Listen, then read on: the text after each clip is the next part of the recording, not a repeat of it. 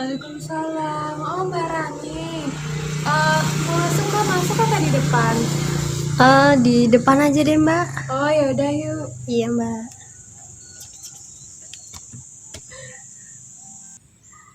Gimana Mbak kabarnya? Alhamdulillah sehat Mbak. Mbak Maaf ya. gimana kabarnya? Iya, baik-baik juga. Maaf ya Mbak di depan, soalnya iya. ruang tamunya lagi dibenerin. Oh ya nggak apa-apa Mbak, malah isis di sini. Oh, Isis. Iya, Mbak, ada apa nih yang mungkin ada yang bisa saya bantu? Iya Mbak, jadi gini, aku tuh lagi ada masalah gitu loh Mbak, yang buat aku tuh kayak pikiran kayak bisa mikir gitu loh Mbak. Jadi aku butuh orang yang bisa dengerin cerita aku gitu Mbak. Oh begitu, ya sih Mbak, aku siap dengan cerita Mbak. Mbak jangan usah khawatir, aku sih bakalan bisa jaga rahasia gitu, gak akan cerita kemana-mana. Ya, janji ya Mbak, soalnya aku tuh orangnya tuh nggak percayaan gitu loh Mbak. Ya Mbak, saya janji. Ya jadinya tuh begini loh Mbak, aku kan dulu kan pernah pacaran, udah lama banget gitu Mbak. Ada sih kalau setahun lebih lah gitu. Terus di akhirnya tuh aku tuh putus sama dia Mbak.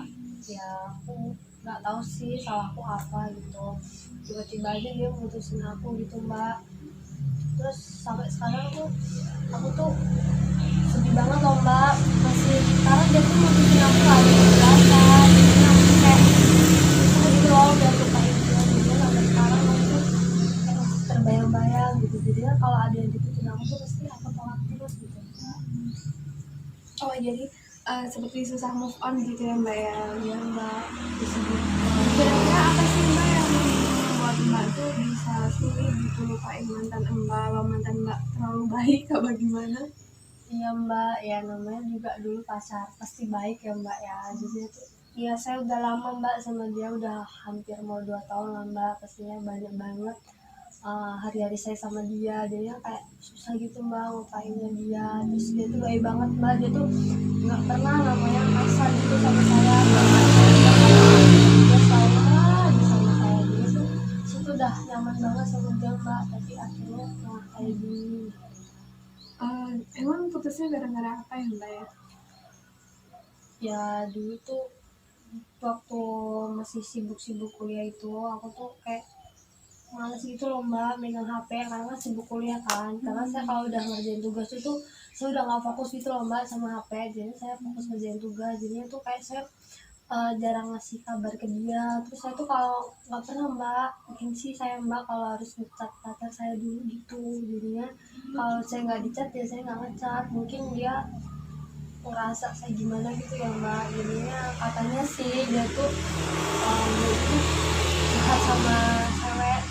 Kayaknya sekarang dia udah diam Mbak sebenarnya. Oh jadi malah pacar Mbak yang dulu tuh kayaknya lebih nyaman gitu ya sama apa namanya temennya gitu karena kan sering curhat-curhat.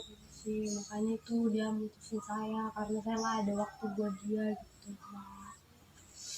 Ya berarti kan Mbak harusnya bisa belajar dari kejadian ini. Nanti kalau misalnya Mbak sama yang baru, Mbak bisa belajar dari kesalahan ini gitu Mbak. Iya Mbak, sebenarnya aku udah kayak berusaha buat lupain dia gitu loh Mbak. Tapi tuh kalau ada yang datang ke saya tuh pasti saya masih kebayang pasti ujung-ujungnya kayak gitu lagi, pasti kayak gitu lagi. Jadinya tuh aku tuh susah gitu loh Mbak. Jadinya Mbak tuh seperti trauma gitu ya Mbak ya. Ya kayak gitu Mbak. Terus juga tuh kan aku udah berusaha gitu ya Mbak ngelupain dia, walaupun saya tuh sebenarnya kangen banget Mbak sama dia. Saya gimana ya Mbak? Saya juga kan malu bilang kalau saya kangen. Lagian juga setelah putus juga kita udah nggak ada komunikasi gitu Mbak. Tapi itu tuh dia sama pacarnya tuh kayak mencari-cari gitu loh Mbak. Karena aku jadinya kan jadi yang nggak mau mikirin tapi kepikiran gara-gara kayak gitu. Kan jadinya saya langsung mikir apa dia masih ingat aku ya apa begitu. Kan jadinya tambah sakit loh Mbak. Ya sih Mbak, saya memahami apa yang dirasain Mbak karena kan saya juga pernah ngalamin kayak gitu.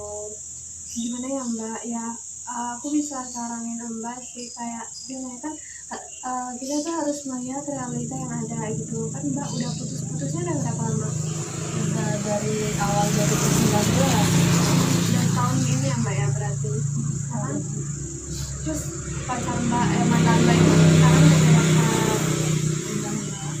Jadi kan seperti kayak untuk apa sih Mbak masih mikirin dia gitu, soalnya kan dia tuh udah punya pacar gitu loh Mbak. Ya mungkin si cowoknya Mbak dia itu juga mungkin mikirin Mbak juga, mungkin sesekali mikirin Mbak, makanya masih kayak mencari-cari kondisi Mbak. Dia juga mungkin masih kepo sama Mbak, kalau Mbak tuh udah punya pacar baru apa masih tetap jomblo gitu. Iya mbak, kan dia yang mutusin saya, harusnya dia jangan cari tahu kayak gini kan mbak, kan jadi saya ini jadi sulit.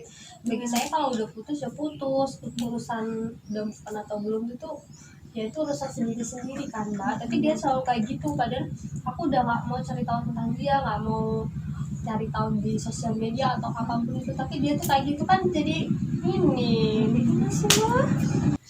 Iya Mbak, saya paham sama cerita Mbak. Nah misalnya ya Mbak, kalau misalnya dia putus sama pacarnya, terus balikan sama Mbak, Mbak mau nggak sama dia? Loh kenapa nggak mau, kan Mbak dia susah move on. Ya saya kan susah move on bukan berarti saya nggak mau balikan sama dia, nggak mau lah mbak. Saya nggak mau. Ya nggak mau lah mbak, yang udah lalu berarti kan dia bukan jodoh saya gitu. Berarti intinya tuh Mbak tuh mau apa, susah move on, tapi bukan berarti kalau dia balikan mau gitu ya Mbak ya. Ya saat ini sih kayak gitu nggak tahu. Tapi beneran saya nggak mau mbak. Soalnya nanti nggak tahu berubah pikiran apa enggak ya Mbak ya. Ya apa namanya, ya mungkin wajar-wajar aja sih Mbak, karena kan pacarnya udah lama, terus juga putusnya kayak mendadak gitu, kayak Mbak tuh kaget gitu kan. Karena susah juga, mungkin Mbak terlalu memikirkan kebaikannya juga sih Mbak, makanya itu juga yang membuat sulit move on. Seharusnya mungkin Mbak bisa apa namanya, pikirin gitu Mbak, keburukan dia, kenapa dulu bisa ninggalin Mbak. Mungkin Mbak bisa jadi kayak sedikit gak respect lagi sama orangnya. Jadi saya harus ingat-ingat kesalahan dia gitu ya mbak, yang buat saya dulu waktu masih pacaran gitu ya mbak. Berarti saya nggak boleh ingat-ingat hal manis saya sama dia ya mbak. Ya Mbak juga harus kayak lihat realitanya ke depan gitu Mbak, soalnya gimana ya Mbak, sekarang kan kenyataannya dia itu udah punya pacar dan kayaknya ya mungkin bahagia aja sama pacarnya, sedangkan Mbak ini masih mikirin dianya gitu.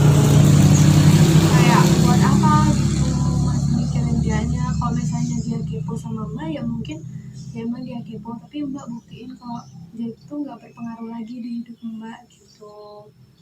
Jadi aku harus buang-buang pikiran, kalau dia masih nyari saya harus buang pikiran, jauh-jauh berharap gitu ya mbak ya. Ya maksudnya walaupun itu benar dia nyari apa kabar Mbak, tapi Mbak harus buktiin ke dia kalau kamu itu udah nggak berpengaruh lagi di hidup saya, seperti itu Mbak. Oke, makasih mbak, berarti saya harus semangat move on, saya harus buka hati saya lagi.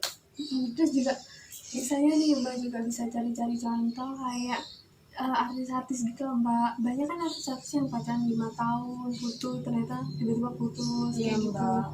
Kayak mereka tuh kayak bisa move on dengan cepat gitu loh Mbak, dan juga mereka tuh masih mau membuka hati buat yang lain. Jadi Mbaknya saya harap Mbak juga bisa membuka hati buat orang lain Mbak, buat kedepannya aku akan berusaha buat lebih respect sama orang-orang yang dekat sama saya, yang berusaha gitu mbak, karena emang selama ini tuh aku biasa aja gitu loh mbak. Aku malah geli gitu mbak kalau dibilangin belum apa-apa udah ini jadi kayak cowok lebay gitu loh mbak. Aku gitu, tapi aku kali ini aku nggak boleh kayak gitu mbak, aku harus berusaha buka hati saya.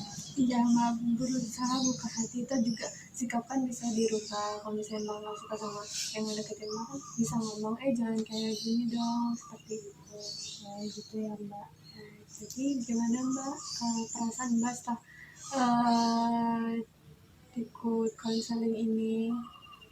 Alhamdulillah mbak, aku jadi lebih plong gitu, jadi lebih enak gitu hati aku, terus pikiran aku bisa mikir gitu, jadinya aku nggak boleh berharap, aku harus ingat-ingat kejelekan dia biar aku bisa cepat move on dari dia, dan aku nggak boleh egois, aku juga harus buka hati saya buat yang lain karena hidup saya nggak cuma kamu.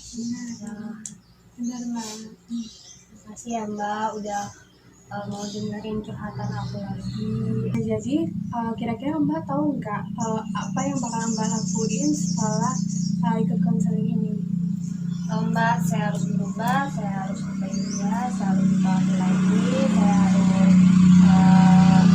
harus nggak peduli lagi sama dia, nggak boleh peduli, saya harus buka hati buat orang lain. Ya. Semoga tindakan yang Mbak ambil bisa Mbak pertanggungjawabkan dan bakalan baik gitu ke depannya untuk hidup Mbak. Ya, amin Mbak, mudah-mudahan yang saya ambil ini jalan yang baik dari Amin. mudah-mudahan Allah merestui jalan saya Mbak. Amin. Ya udah ya Mbak, kalau gitu makasih udah mau dengerin curhatan saya. Kalau gitu saya pamit dulu ya Mbak. Oh, kok buru-buru Mbak? Iya, soalnya nanti mau mau nyiapin buat buka puasa. Oh. Soalnya belum beli sayur, belum beli takjil juga. Oh iya Mbak. Makasih ya Mbak. Aduh, Iya. tas saya tadi mana ya Mbak? Oh, itu nggak di sana. Kejam banget. Jadi ya Mbak. Iya. Kasih lo ada konseling saya. Iya.